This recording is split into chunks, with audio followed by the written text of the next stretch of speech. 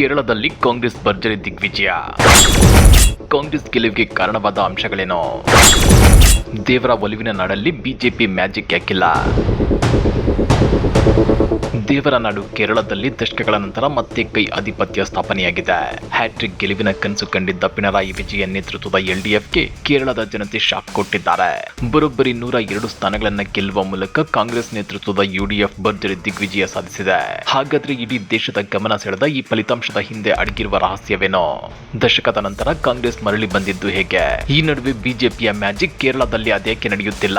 ಆ ಕುರಿತ ಇನ್ಸೈಡ್ ಮಾಹಿತಿಯನ್ನ ಬಿಚ್ಚಿಡ್ತೇವೆ. ಆದ್ರೆ ಅದಕ್ಕಿಂತ ಮೊದಲು ಹಲೋ ಕನ್ನಡ ಯೂಟ್ಯೂಬ್ ಚಾನಲ್ ಅನ್ನು ಸಬ್ಸ್ಕ್ರೈಬ್ ಮಾಡ್ಕೊಳ್ಳಿ.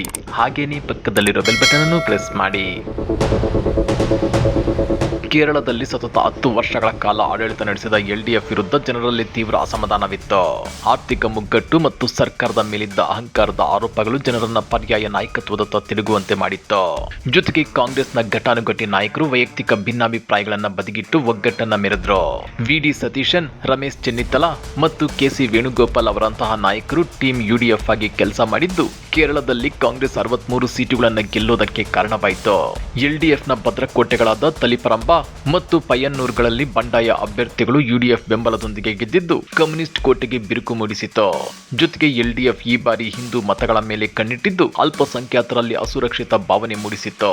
ಇದರ ಲಾಭವನ್ನ ಯುಡಿಎಫ್ ಪಡೆದುಕೊಂಡು ಕ್ರಿಶ್ಚಿಯನ್ ಮತ್ತು ಮುಸ್ಲಿಂ ಸಮುದಾಯದ ಮತಗಳನ್ನು ಕ್ರೋಢೀಕರಿಸಿತ್ತು. ಈ ಬಾರಿಯ ದೊಡ್ಡ ಅಚ್ಚರಿ ಅಂದ್ರೆ ಸ್ವತಃ ಕೇರಳ ಸಿಎಂ ಪಿಣರಾಯಿ ವಿಜಯನ್ ಅವರೇ ತಮ್ಮ ಭದ್ರಕೋಟೆ ಧರ್ಮದಂನಲ್ಲಿ ತೀವ್ರ ಪೈಪೋಟಿ ಎದುರಿಸಿದ್ದು. ಜೊತೆಗೆ ಪಕ್ಷದಲ್ಲಿ ಪಿಣರಾಯಿ ವಿಜಯನ್ ಅವರಿಗೆ ಪರ್ಯಾಯ ಶಕ್ತಿ ಇಲ್ಲದಿರುವುದು ಮತ್ತು ಎಲ್ಲಾ ನಿರ್ಧಾರಗಳನ್ನು ಅವರೇ ತೆಗೆದುಕೊಳ್ಳುತ್ತಿದ್ದು ಕಾರ್ಯಕರ್ತರಲ್ಲಿ ಬೇಸರ ತರಿಸಿತ್ತು. ಇದೆಲ್ಲದರ ಪರಿಣಾಮ ಕೇರಳ ಸರ್ಕಾರದ ಸುಮಾರು 13ಕ್ಕೂ ಹೆಚ್ಚು ಸಚಿವರು ಈ ಚುನಾವಣೆಯಲ್ಲಿ ಸೋತಿದ್ದಾರೆ. ಇದು ಸರ್ಕಾರದ ಕಾರ್ಯವೈಖರಿಗೆ ಜನರು ನೀಡಿದ ತೀರ್ಪು ಅಂದ್ರೆ ತಪ್ಪಾಗಲಾರದು. ಹೀಗಾಗಿ ಫಲಿತಾಂಶ ಹೊರಬೀಳುತ್ತಿದ್ದಂತೆ ಪಿಣರಾಯಿ ವಿಜಯನ್ ತಮ್ಮ ಸಿಎಂ ಸ್ಥಾನಕ್ಕೆ ರಾಜೀನಾಮೆ ಕೊಟ್ಟಿದ್ದು ಒಂದು ದಶಕದ ಕಮ್ಯುನಿಸ್ಟ್ ಯುಗಕ್ಕೆ ಕೇರಳದಲ್ಲಿ ಫುಲ್ ಸ್ಟಾಪ್ ಬಿದ್ದಂತಾಗಿದೆ. ದೇವರ ಒಲಿವಿನ ನಾಡು ಕೇರಳ ಬಿಜೆಪಿಗೆ ಕಬ್ಬಿಣದ ಕಡಲೆ. ಖಾತೆ ತೆರೆಯೋದಕ್ಕೆ ಹಲವು ದಶಕಗಳೇ ಯಾಕೆ ಬೇಕು? ಬಿಜೆಪಿ ದೇಶಾದ್ಯಂತ ಗೆಲುವಿನ ನಾಗಾಲೋಟವನ್ನ ಮುಂದುವರಿಸಿದೆ. ಆದ್ರೆ ದೇವರ ಒಲಿವಿನ ನಾಡು ಕೇರಳ ಹಿಂದೂ ಸಂಪ್ರದಾಯಕ್ಕೆ ಹೇಳಿ ಮಾಡಿಸಿದ ನಾಡು. ಇಲ್ಲಿ ಧರ್ಮರಾಯ, ಸೂರ್ಯ, ಚಂದ್ರ, ಇಂದ್ರ ಮತ್ತು ಬ್ರಹ್ಮದೇವನಿಗೂ ದೇವಸ್ಥಾನಗಳಿವೆ. ಇಂಥ ಕೇರಳದಲ್ಲಿ ಬಿಜೆಪಿ ಖಾತೆ ತೆರೆಯೋದಕ್ಕೆ ಹಲವು ದಶಕಗಳೇ ಬೇಕಾದಿದ್ದು ನಿಜಕ್ಕೂ ವಿಪರ್ಯಾಸ.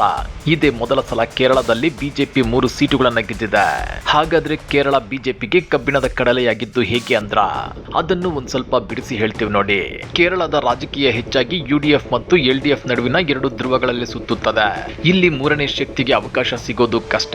ಜೊತೆಗೆ ಕೇರಳದ ಸಾಕ್ಷರತೆ ಮತ್ತು ಧರ್ಮ ನಿರಪೇಕ್ಷ ಇತಿಹಾಸದಲ್ಲಿ ಬಿಜೆಪಿಯ ಹಿಂದುತ್ವ ಅಜೆಂಡಾ ಅಷ್ಟಾಗಿ ಕೆಲಸ ಮಾಡುತ್ತಿಲ್ಲ. ಅಲ್ಪಸಂಖ್ಯಾತ ಸಮುದಾಯದ ಮತಗಳು ಬಿಜೆಪಿಯನ್ನ ತಡೆಯಲು ವ್ಯೂಹಾತ್ಮಕವಾಗಿ ಕಾಂಗ್ರೆಸ್ ಪರವಾಗಿ ಚಲಾವಣೆಯಾಗುತ್ತಿವೆ.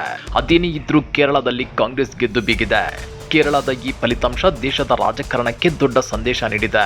ಜನರ ಆಶೋತ್ತರಗಳನ್ನು ನಿರ್ಲಕ್ಷಿಸಿದ್ರೆ ಎಷ್ಟೇ ದೊಡ್ಡ ನಾಯಕರಿದ್ರೂ ಜನ ಮನೆಗೆ ಕಳಿಸುತ್ತಾರೆ ಅನ್ನೋದಕ್ಕೆ ಈ ಚುನಾವಣೆಯೇ ಸಾಕ್ಷಿ.